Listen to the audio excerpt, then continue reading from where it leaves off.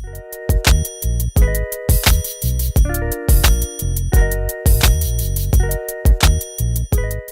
is poppin'? Welcome into the Cali to Cuse podcast. Another week, Cali to Cuse up in the Rafters, your home for college basketball from Cali to Syracuse. We'll get into Syracuse basketball in a minute, but first let's welcome in the man from Syracuse, Andrew Poppy Carey. How we doing?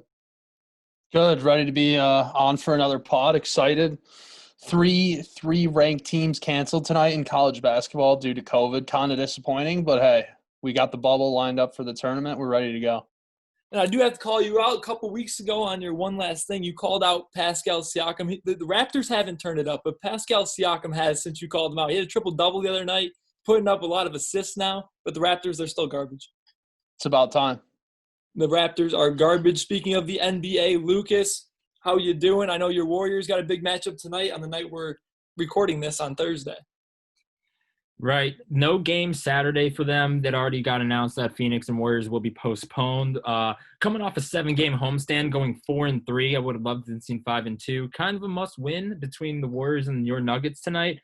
5-6 versus 6-5. This is going to be a good matchup. Let's see if Jokic can get a triple-double in that first half. Yeah, lock that in. Jokic triple-double for sure. First half, I wouldn't put it out of the question. He's going to get one in his career where he gets it in the first half. The man is a straight-up unicorn. I don't know where Can we put out a missing persons warrant for Jamal Murray? Where has he been this season? Yeah, Jamal Murray's been a little disappointed. He's touch and go. And, the thing is, he was hot during the bubble last year, so he balled out. He got his name on the front page, and now he's back to – he puts up 20 every now and then, but he'll have those games where he goes 2 for something, and you're just questioning. But Gary Harris coming around, Monte Morris stepping up. Nuggets, Bull got the start the other night. I mean, Nuggets they're switching things up. They're trying to make things happen. I think they get it done against the Warriors on Thursday night. This podcast will be dropping on Friday. Kelly to Cuse, new episodes every Friday on Spotify, Apple Podcasts, and the Challenge Sports. If you haven't heard yet, we have moved over to the Challenge Sports. They're a new website, great blogs, great merchandise, another podcast called The Casuals. Check us out on Spotify and at thechallenge-sports.com. Lucas, let's get into some college basketball. Why don't we? Absolutely, and what better way to start with your Syracuse Orange? We did talk about last week how they needed the split, and they got that split, beating Georgetown 74-69, but kind of a stinker against UNC, losing 81-75. I watched the second half of that game. Really looked like they ran out of gas, and, the real question is, where would they have been without Quincy Guerrier, who absolutely went off of them? Pop, I know he's one of your favorites. What do you guys have to say about his performance, and is he the best player on the team? I think he's certainly the best player on the team, definitely the most efficient, the guy who can score the rock when they need it. And he kind of proved that against North Carolina down the stretch a little bit. They were giving him the ball and letting him go to work when they really needed a bucket to stay in the game. And he was able to provide that. The only thing Gary's got to work on a little bit is free throws, but even that, he's gotten it up to 73%, which is respectable. But yeah, I mean, disappointing loss against Carolina. They weren't even supposed to play them. Once again, a COVID reschedule. They were supposed to take on Clemson. And, they travel to North Carolina, a team that they have beaten once out of the last 10 times, and they just seem to never be able to compete against them, especially on the glass, Anthony. Yeah, the glass was a struggle. We talked about it all night, me and Pop. We watched the game together, and we were missing Sidibe. It was obvious. We tried different combinations down there. Some of them worked, but Merrick got into foul trouble, and that kind of spelled the end. And Merrick has no business guarding the bigs on North Carolina. Garrison Brooks just takes him to work. Babcock just takes him to work. They have 50 pounds on him. I mean, you can't win with Dolezaj as your center. Cuse, their best when they had, honestly, I'm blanking on his name, the 7-2 guy that we had. Pascal Chukwu. When we had Chukwu, our defense was nasty. We need the length down there. We need the big size. Merrick doesn't give you that. If we had Sidibe against North Carolina, I think the outcome is different. I really do. Buddy was hitting his shots in the first half, and Guerrier, put some respect on that man's name. He really showed me something at the end of that game. They were literally running the offense through him at times, hit a three. If he can really extend that shooting, he's a problem. I don't think there's many 7-2 guys you just pluck from thin air like a Chukwu out there. Those are a little bit hard to come by. But I will say that one thing that caught my eye looking at the box score of the game specifically, Buddy and Gerard, we talked about how they needed to start making their shots against Carolina. They went 6 of 11 from 3. put up some good numbers. Buddy Boeheim obviously led that team in the first half. They scored 40 points in a half, which rarely happens in a Syracuse game, but I believe he had 17 of that 40. Really went lights out, and they kind of had to lock him up in the second for Carolina to even have a chance.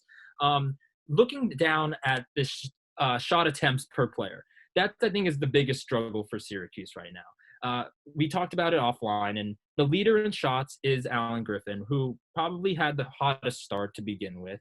And the second and third are Buddy Boeheim and Girard, followed by, who you guys would want to put some respect on his name, Gourrier.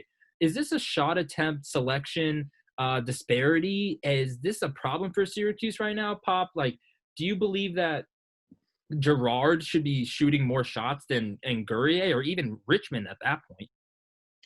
No, he shouldn't be. I don't think there's much question about it. I'll give Joe Girard some credit. I'm pretty difficult on him on this podcast. He did score 21 against Georgetown, went 3 of 4 earlier in the week. So he did his thing in that game, which they needed. But yeah, I mean, Quincy Guerrier is pretty clearly the best player on the team. I think Alan Griffin, I'm fine with him having the second most shots. You know, he's a guy who you see the potential there. He shot 40% last year from 3 on Illinois, despite the fact that he only played about 20 minutes a game. But still, you know, he's a guy who can make them. He's taken a lot of threes this year. Hopefully he improves that 35.5% a little bit. But I think you have to ride with Alan Griffin and Quincy Guerrier. Those are your two guys. Buddy, he's fine. He had 18 in that first half against Carolina. He really kept them in the game. But then in the second half, you know, they focus in on him, and he literally doesn't score a single point, which that can't really happen. You know, I get that the defense is focusing in on you, but this is the third option, maybe second option, depending on who you're talking to for the team. He's got to come through a little better than that. Mm-hmm. I just want Boeheim to play more players. I mean, it's not going to happen. We know how Boeheim runs the system. Speaking of the shot disparity, I mean, obviously Guerrier needs to get a little more touches. I think he will after that UNC game. But I just want to see different rotations, more minutes spread out. Don't let two guys dominate the ball at all times. Kadari Richmond, once again, only 16 minutes against North Carolina. He played a little bit at the end of the game, got some key steals. He gives you so much more on the defensive end. And when Girard isn't hitting his shot 2 for 7 against North Carolina, I mean, you have to put in Richmond just for the defensive fact. And then Braswell, he showed some things as well off the bench, only 9 minutes. And we look good with our bench players. I mean, we didn't look great, but we were hanging in there with our bench players when Dolajay was in foul trouble, and maybe some more Woody Newton minutes. I don't know. I think this team has talent. I think a lot of Syracuse teams have had talent, and we only see 2/3 of the talent. We leave 2 guys on the bench who could be playing. Right. It's a big possessions issue for Syracuse. You know, they're being average out-rebounded a game in ACC play by 7. You know, with the zone, traditionally, it's an offensive rebounding defense. And if they get more offensive rebounds, it just gives less possessions to Syracuse. And that's a struggle for them, especially for a ball-dominant isolation type of offense that Boeheim runs. It's really hard to get those shots. I would love Buddy Boeheim to kind of take that Trevor Cooney role, you know, really making those timely threes, just being that absolute sniper, can put it on the deck every now and then if he has to, and then let a player like Guerrier or Griffin really step up and cook for them. Pop, what's ahead for Syracuse coming up? What are your overall evaluations going forward? Do you think they need to get back on the saddle immediately? What's the stretch looking like for them? Yeah, the upcoming stretch is a little easier for sure. They're playing Pittsburgh. You know, they got who they lost to, correct? Who they lost to. Yep, they did lose to them, but they got NC State coming up, Miami, Pittsburgh, all very winnable games. But what they got to clean up going forward is the glass. We all watched that game. There's just too many second chance opportunities. They need Sidibe back, but I got to be honest, guys, I'm kind of writing him off. He's had so many knee problems in his career now. This is like his 3rd season where he's missed time due to a knee injury. He missed time in high school, I know, due to a knee injury. He's got potato knees. There's no way around it. They need to develop the big men, and they're being out-rebounded by an average of 7 in ACC play, and that's with out-rebounding Boston College in one game. So they've been out-rebounded by 17 against North Carolina and 11 against Pittsburgh. You just can't have that stuff and expect to win. You know, one thing before we move on to the top 25 and the rest of college basketball, Syracuse, they're a good offensive team. There's no doubt about it. I mean, we have 5 players that are scoring in double figures. And back to my thing about playing different players, Braswell needs to get more minutes. Like, I just want a more defensive lineup because scoring has not been the issue. And I think Syracuse can really take off if they go more defense, have 3 scorers in the game, and just run with it. Absolutely. Got to clean up the glass. Speaking of glass, you have some beautiful glasses on right now, Scott. Those are some fresh glasses. Thank you. got on. Those watching the YouTube will appreciate, and the new stuff. hat, and the new hat. Fish was calling me out on the hat last week, so I had to switch it up. Oh, don't put any 2 cents into what Chris has to say. No one really cares about him. Moving forward, we're gonna go back. We're gonna go and dip into the top 25 a little bit. No real major changes at the top. Things change so sporadically in the NCAA. You had a Texas with a nice win over the weekend and then dropping one this week. You have a team like Michigan who continues to be undefeated, rolling. And then you have, obviously, the Gonzagas, Baylor, and Iowa slipping in there as well, Villanova. You see some teams that are starting to sneak up, that are starting to get in some rhythm, like a Virginia and a Duke, and even a Clemson that jumped up 7 spots from 19 to 12. I know this is very ACC heavily dominated conversations that we typically have, but what are your guys' overall feeling on what's going on in the top 25 right now? Do these feel like the 25, solid teams that you can count on, or is it just too sporadic? Hey, Scott, what you thinking? It is definitely, there's going to be some shakeup. I've been saying it all year. The teams at the top are going to be the teams at the top. The Iowas, the Texases, the Baylor, Gonzagas. Those teams are going to be around the top 10 all year. Houston with an easier schedule is going to be up there. So I think the top is pretty much solidified. The bottom, a lot of ACC weakness I see. But one team that I do kind of like, maybe a sleeper team come tournament time, is St. Louis. They're in the A10. They're 7-1, ranked 24th. The Billikens, right? Yeah, the Billikens. Great job. The Billikens, one of the unknown mascots in college basketball. It's a charm doll. If you guys are wondering what a Billiken is, they got a doll as their mascot. But St. Louis, they are definitely a team to be reckoned with. They beat NC State. They have a quality win. They only lost by 8 against Minnesota on the road, so they kept it close against another top 25 opponent. They beat LSU, so definitely a team that could shake it up come March. Yeah, you see that in the top 25, the teams that dropped out of it. RIP, a beloved Rutgers. We were really rooting for you guys. They dropped from 15 to out of the rankings after having a really tough stretch. Along with them is Big Ten competitor Michigan State, just having an overall tough season, followed by Florida State, an ACC team, having obviously getting beaten up over the past week. Pop, your overall evaluation on what the current standings are looking like. A little bit more mid-majors team than we're used to, like the St. Louis's of the world, the Houstons of the world. Even the Creighton is all the way up to 8. Do you feel like there's any wiggle room for any of those, a team to sneak into the top 5 just from their pedigree alone? Yeah, I guess you could see something like that happen.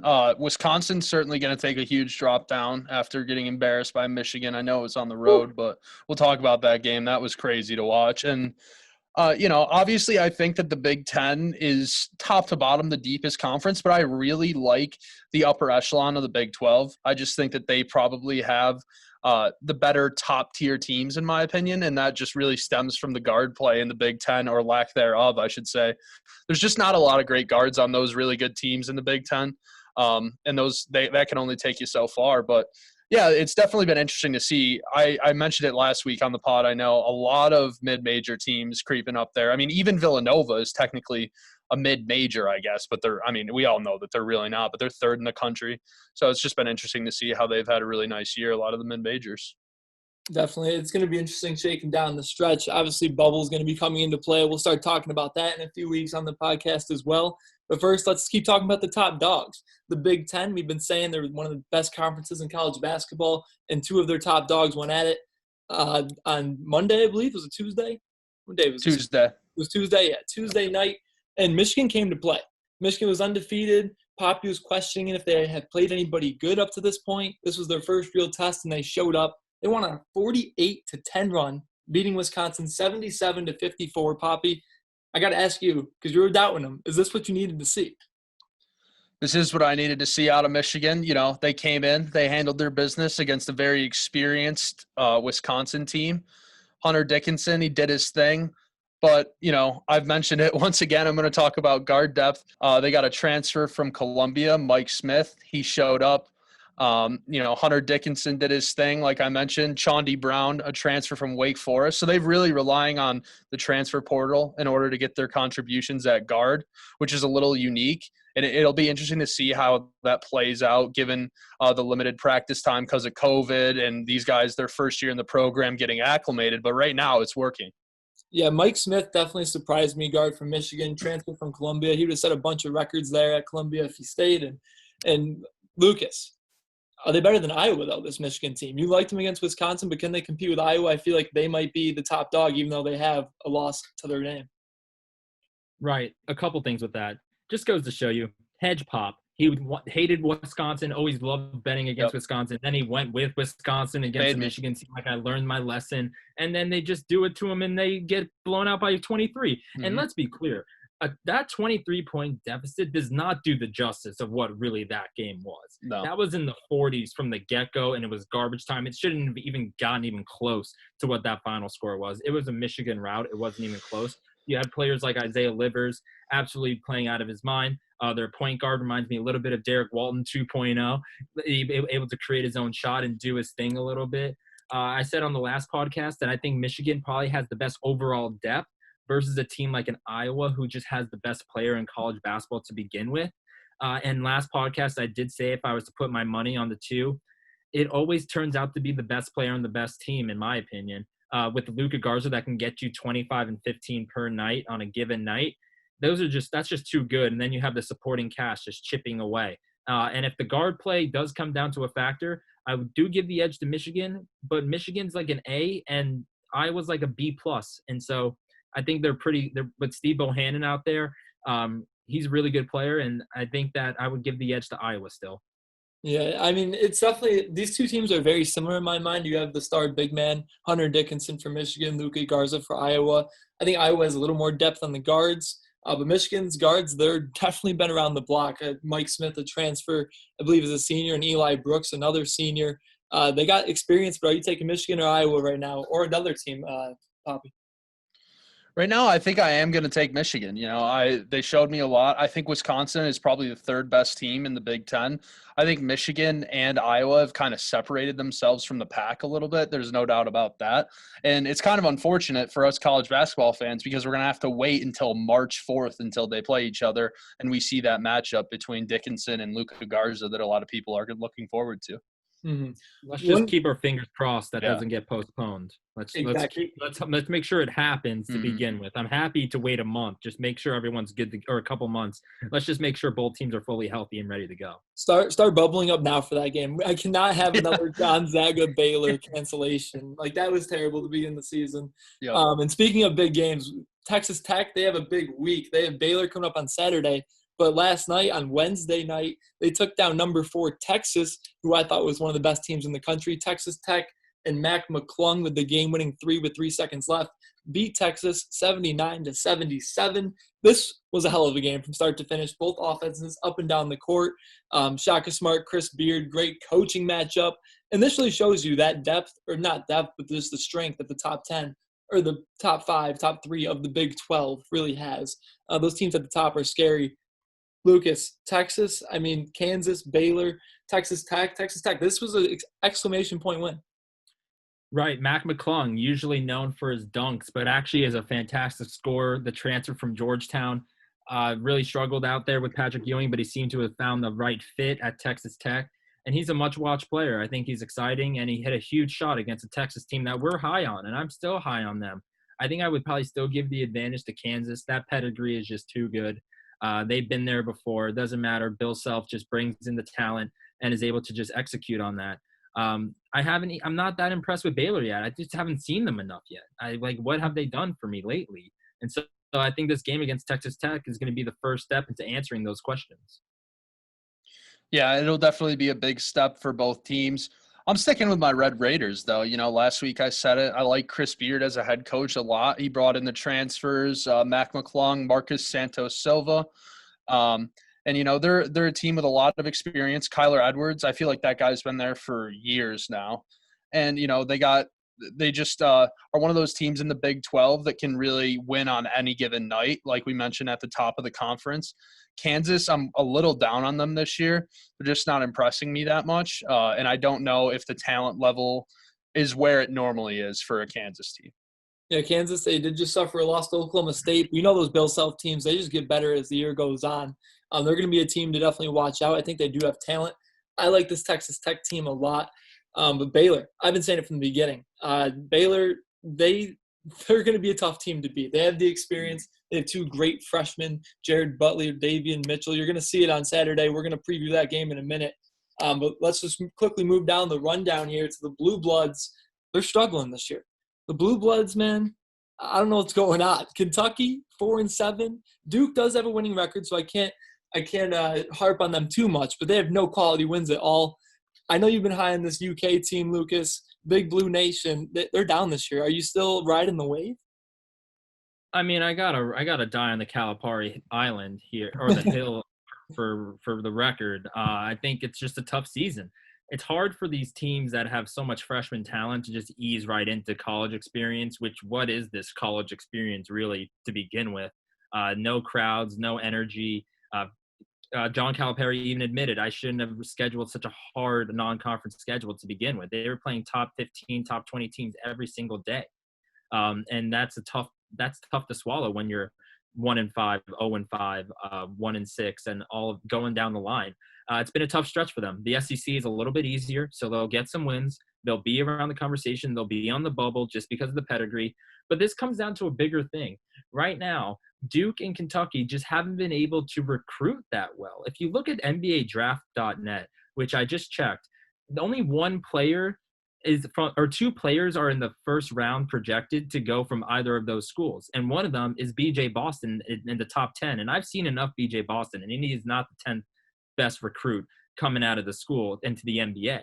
And that's just what it comes down to. We even saw last year, Duke, I don't even remember where players went from that team. You had Cassius Stanley, who I saw for a couple minutes at Indiana. Vernon Carey is in the back of the bench for Charlotte. The players haven't just translated to the NBA versus like a Jalen Green, who's just like, I'm going to do this G League thing and just call it a year and get stronger and then go into the draft. They just haven't been able to it's been a couple years. Calipari has a little bit better pedigree, but Coach K and Calipari need to start doing a little bit better on the recruiting trail, especially with all these players in the G League noise going on. I got to stop you for a second, Lucas. You just said that Kentucky's going to be a bubble team. They're not making the bubble, my man. They're done.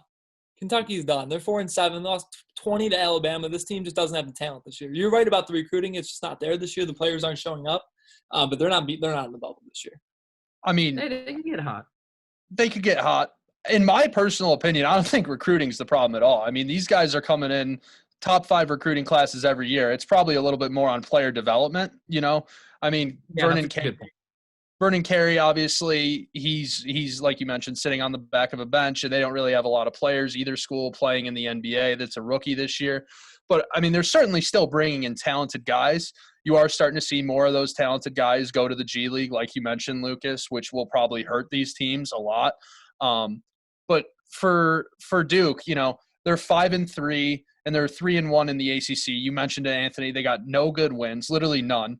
And the bottom line is their guards just suck. There's Jeremy Roach, who's a true freshman. He's a pretty good player. DJ Stewart, the shooting guard, another true freshman who's a good player. But beyond that, they're starting Jordan Goldwire, and I've watched a lot of Jordan Goldwire as an ACC basketball fan, and he sucks. That's the bottom line. He plays okay defense, and he can't offer you anything on offense. He's nothing exciting.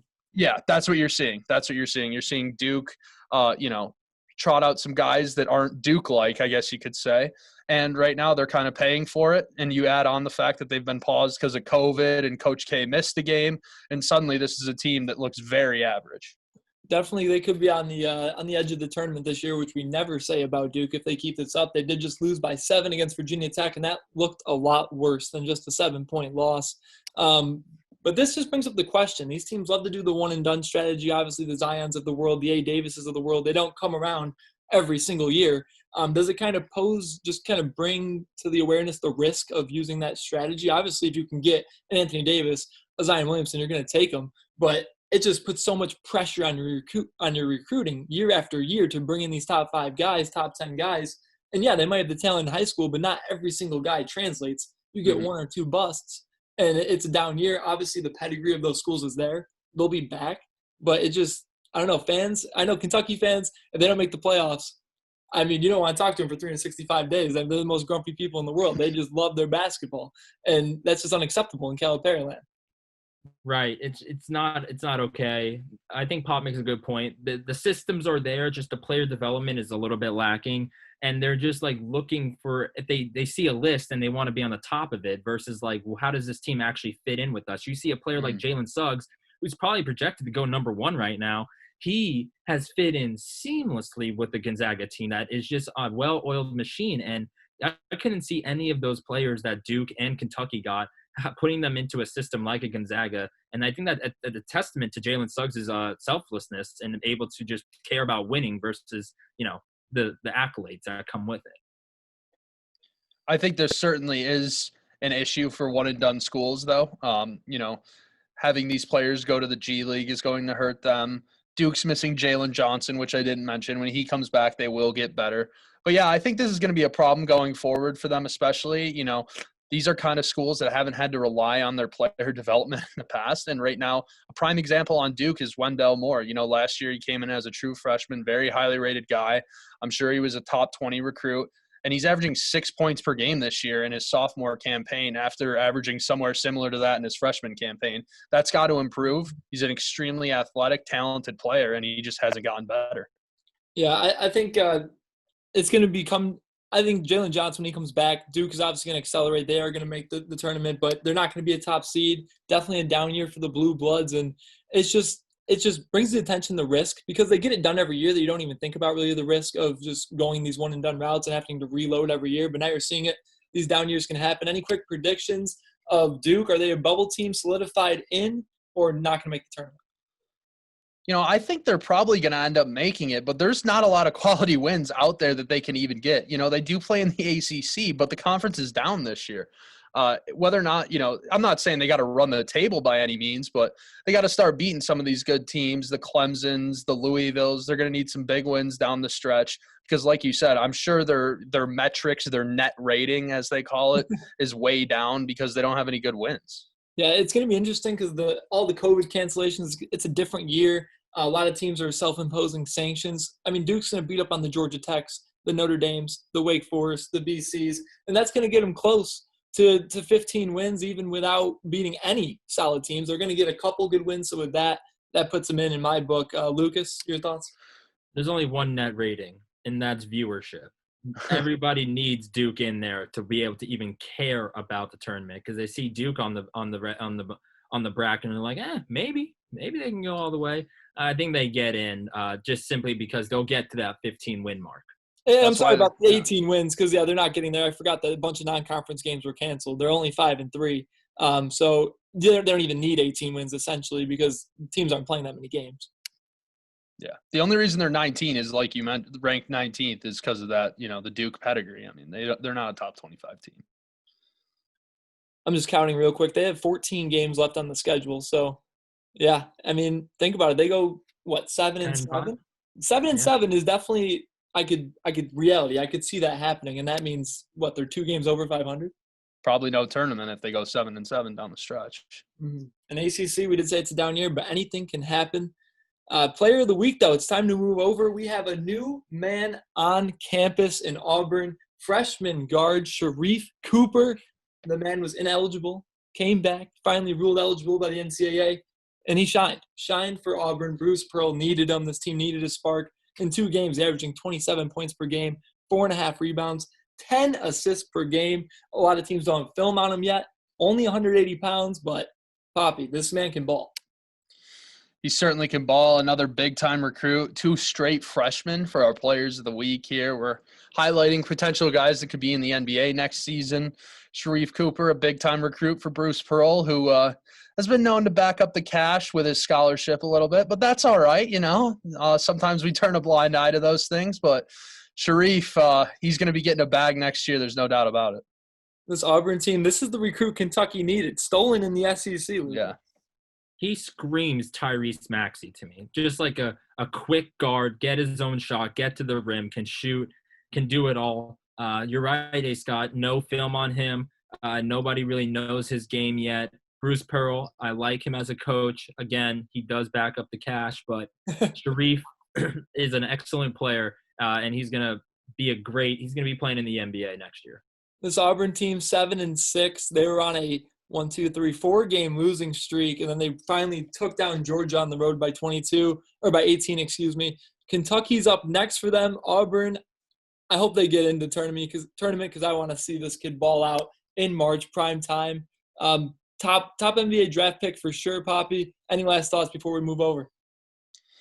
No real last thoughts. Got to improve the efficiency a little bit, but 10.5 assists per game and 27 points. It speaks for itself. He's off to a great start.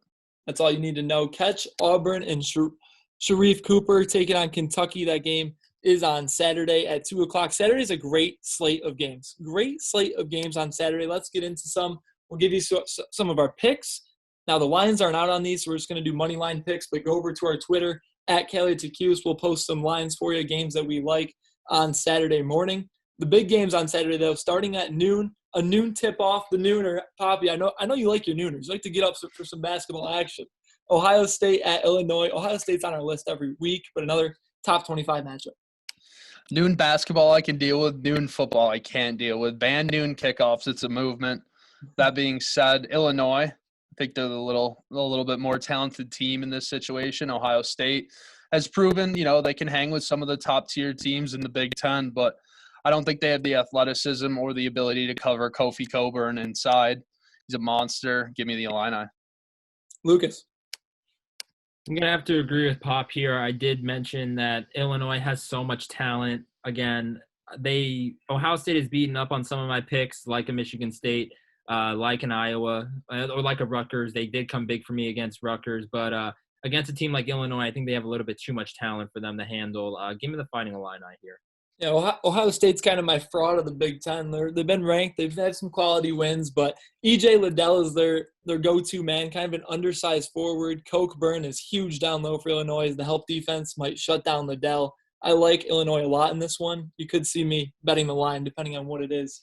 And now the big game. The big game of the week. We just pray COVID does not get involved. All signs point towards this game will happen on Saturday at 4 o'clock. Number 2 Baylor at Texas Tech, taking on those Red Raiders after their win against Texas.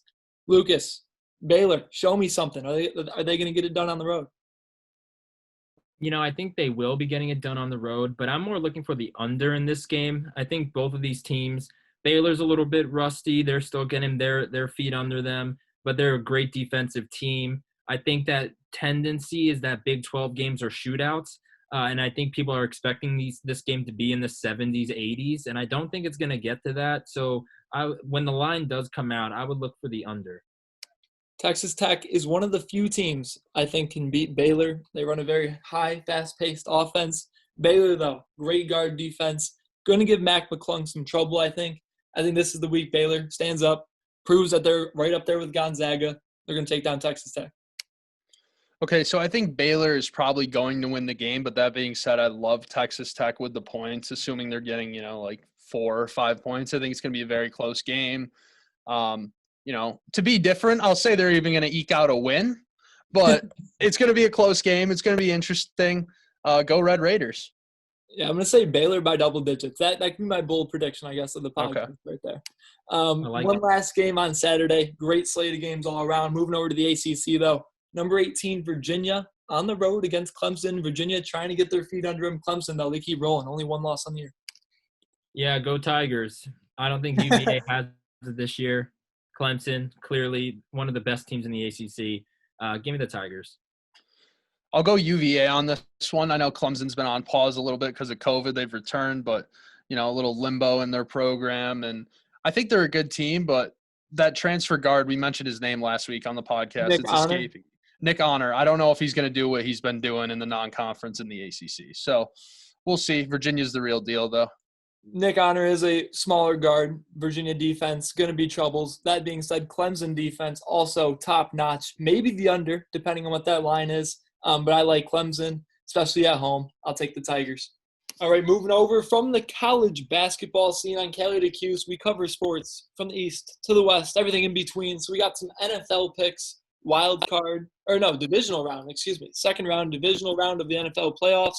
No buys left. Kansas City is now in the mix, as long as Green Bay. Poppy, you are taking Kansas City as one of your picks. I am taking Kansas City as one of my picks. -10 I think the Browns, they really just had their Super Bowl last week. They beat the big, bad Steelers in convincing fashion, but we've talked about it. The Steelers aren't very good anymore. A lot of people know that. And, Kansas City coming off a bye, pretty well rested. They don't have Denzel Ward. The Browns still don't have Denzel Ward back. That's a huge loss for the secondary. Browns defense is but their secondary is really bad. So I just think that the Chiefs are going to be able to have their way. I like that point there. The Browns just had their Super Bowl. I think that's a good point you bring up. And the Browns Chiefs, I'm also taking a bet in that game, but I'm taking the over 57. You mentioned it, the Browns defense. I mean, they can't stop a lick, especially on the pass. That's all Patrick Mahomes loves to do. And the Browns, they can run it. The Chiefs defense isn't this steel curtain defense. It's nothing crazy. I mean, the Browns are going to put up 20. I see at least 20, and I see the Chiefs put up at least 35. So at minimum, that's 55. At the worst, it's 55, and the over is 57. So I think it's going to hit that. Lucas, you're also taking an over, but on the NFC side of things. Well, one thing about the game, the Chiefs-Browns game that concerns me is I think the Browns might rally around Stefanski being back. I think that's a factor. The fact that they won without him is, in fact, the Super Bowl, because they were able to do that. They might rally around him being back and maybe some of the players that were also out. And it's really a comparison of two different styles. Browns, amazing running team. I think they're going to try to take a strategy of keeping the ball out of Mahomes' hands and just let Nick Chubb, run the ball, Baker Mayfield, third and shorts, put him in good situations to succeed. But I do like both picks. I'm taking an over, but it's actually in the Bucs-Saints game. And they played twice already. The Bucs did lose twice, but the scores were 34-23 the first game, which is over. And then the second game, it was a shellacking, 38-3 by the Saints. I'm not seeing a 38-3 type of situation. I see both teams getting in the 30s, though, and that's over 52. I think both teams are going to put up the numbers, and little defense will be played in that one. I thought about that pick a lot. I liked it a little bit, but the Saints defense and the Bucs defense, like, sneaky good. Like, sometimes they show up. Saints defense is very good, in my opinion. I think the over in the second game hits, though, if it's not a blowout. If it's like, I think if it's not 38-3, I think, that gives me some reason to maybe believe in it. That's gonna be a good game, though. Bucs obviously trying to win after losing twice. Third time's the charm. I think betting wise, if you're trying to really make some money, maybe take Bucs money line, sprinkle a little bit on that. But I'm not certifying that pick. Moving over back to the AFC. Poppy, we're on the same games this week, but you're taking unders. I'm taking the game, vice versa. You got the under in the Ravens-Bills, and I have the Bills -3. I'll let you go first. I got the under. I'm doing my research. I'm putting my weatherman hat on.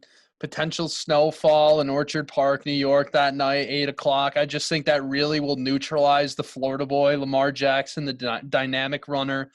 Is he going to be able to cut on a dime like we're used to seeing him? And I also think the Bills have a pretty good defense. And the Ravens, in my opinion, I think they can score points, but the way they're going to make it to the Super Bowl and be most effective is by running the football and churning out the clock and trying to win games based on their run game and their defense. They want it to be low scoring. I don't think the Ravens want to get into a shootout with the Bills, but I also know that Josh Allen in bad weather is not very good. And this is coming from a Josh Allen fan. He's from California. He's not really used to bad weather. And I just don't think he's going to be putting up huge numbers. I like the under 49.5. As much as we ride the fade Poppy train, you did your research. You did more than me. I got to hand you my bucket hat here because you did the weather report. I did not look at it. That's why I took Bills -3. But now you're talking about bad weather. I'm nervous because Josh Allen, he's not very good in bad weather at all. But that being said, I like the Bills offense a lot more than the Ravens offense. Defenses, they kind of even out. Matt Milano's a beast at linebacker. I think a lot of QB contains could be coming for Lamar Jackson. He could be the guy to actually contain him, hopefully. That'll be interesting. I love, Bills, storylines. The storylines are galore in this one, both taken in the same draft class, Lamar and Josh Allen. Both teams had stinkers last year and fell out of the playoffs early. Both of them had their first 2 playoff wins last week. One of them's going to have 2. One of them's going to be wondering, where did we go wrong? I think I think that should have been the marquee game on Sunday Night Football instead of Bucs-Saints. I get it. You got Brady Breeze, but really, Allen Jackson would have been a fantastic Sunday Night Football game. And then my final pick, I love the Rams plus 6.5 against the Packers. The Packers don't just beat up on teams unless they're located in Chicago. That's the only reason. That's the only way it happens. Goff is going to play. Wolford is inactive. And we saw what they can do. They can shut teams down. Jalen Ramsey has proven why he is the best cornerback in the game, absolutely shutting down anything in his path. Don't get me wrong. Devontae is going to do his thing, but I do believe that the Rams keep it close.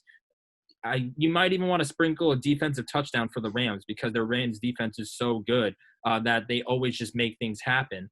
Aaron Donald got banged up a little bit in the game, but I think he'll be good to go. And I think the Packers win, but I love the points with the Rams at plus 6.5. I'm staying away from this game. I can see both Aaron Rodgers cooking, and I could see the defense also chopping. I like that maybe defensive touchdown pick because we do say once in a while Aaron Rodgers will crumble against the defense. Last year was against the Niners on like Monday night. This year was against the Bucs. Yeah. Exactly. Maybe they got one more in them. Cam Akers, hammer the over on rushing yards we saw last week. He had a great game. Once again, I checked the weather, snow in Green Bay. It's going to be could potentially be a heavy snowfall game. I just think that, with Jared Goff having a broken finger, they're not going to really want to have him throwing the ball around in snow. I think they're going to hand the ball off to Cam Akers a lot, rely on their defense. That's why I like his over in rushing yards. I can't give you a figure. I don't know it off the top of my head, but definitely something to consider. If you were to guess how many rushing yards would Cam Akers get, at what number would you send the over? I'd bet if it's in like the 80s even. I think he's getting 100 yards rushing. I will say, if it is snowing, I'm more nervous about that LA pick. Jared Goff and snow. Has he ever seen snow? California boy too, Aaron Rodgers. I know he's more used to it, but, I think it's going to be close. I mean, if it's a snow game, it's going to be even messier than we anticipate. So it could really just be, a grinded out field goal game. Even if it's a field goal game, we're looking, within at least 6 points. Yeah, you're covering if it's a field goal game. One last thing before we go. Obviously, it's the college basketball podcast. We gave our NFL picks, but let's go to the ice. They just dropped the puck on the NHL season, as they would say. Joel Farabee, Flyer legend already. The kid's 20 years old. First game against the Penguins. 4 points, a goal, 3 assists, and better yet, he's from Syracuse. That's why we got to shout him out, from Cicero, a suburb of Syracuse. And the man is already a Flyers legend. And 315, the Syracuse area, it's a hockey hotbed all of a sudden. Definitely a hockey hotbed. My Vegas Golden Knights got another 315er, Baldwinsville legend Alex Tuck. His little brother just got drafted to the Habs in the 3rd round of this past NHL draft as well. There was a defenseman out of Marcellus who got drafted. They've had some guys in the past. Dustin Brown, shout out Ithaca, New York, former captain of the LA Kings. He's from there. And, yeah, I just think, this area, you're starting to see a lot more hockey players come out of it. It makes sense. We kind of live in a frozen tundra up here in Syracuse. Certainly some rinks around us. Staying in nicely. It's cool to see, though, for sure. Lucas, I just want to talk about your San Jose Sharks real quick. Evander Kane going bankrupt at the age of 29 while being an active hockey player. Very disappointing to see. Not exactly the role model that you want to be setting, but that is sad. That was just genuinely sad when I saw that. I was shocked. I had no idea. I was like, wait, what? A lot of it's gambling debt. He's still like in the 3rd or 4th year of his 6-year, $49 million contract. I don't even think if he gets out of that contract, he's going to be able to get out of his debt. Can you play in the NHL if you're bankrupt? Like, how does that work? Well, there's so many questions that I have. See, he can play, but he's choosing not to because the debt collector will immediately take that money and throw it on his debt. So he's going to have no money, or at least he's considering not playing because they'll know what if exactly. You just want to play to get out of the debt? Yeah, I mean, I don't even think his contract will cover his debt. Isn't like $27 million or something in debt? His assets are like $10 million or something like that, and his deficit is $27 million. I think I read he has like 9 dependents with him, so his taxes must be insane, especially in California playing there. Oh my god! And I was shocked. I haven't gone bankrupt yet. I'll let you guys know when I do. Haven't gone through those steps and the processes. I don't know too much about what goes into bankruptcy, but it's an all-around mess. And the San Jose Sharks, that Shark Tank is going to be dry this season. Speaking of athletes going bankrupt, if you haven't seen it, the 30 for 30, I think it's called going broke or something like that. It's such a good 30 for 30, and it really brings to light just these athletes. They make so much money, you think that they got it all figured out, and sometimes they just don't. It's just shocking to see. Yeah, I mean, you give a guy who's not used to that kind of money, unlimited money in their eyes probably, and this is what happens, unfortunately. Definitely a good documentary, and I think this has been a great podcast. Thanks for sticking with us on Cali to Cuse, up in the Rafters. Make sure to follow us on Twitter at Cali to Cuse. We'll have some college basketball picks there, especially on Saturday and throughout the week. You can also catch us on Spotify, Apple Podcast, and the Challenge Sports. That's the challenge-sports.com. Thanks for sticking with us, guys. It's going to be a great week of college basketball. Hope you guys tune in and tune into us next Friday. We'll be back. This has been Cali to Cuse. Peace.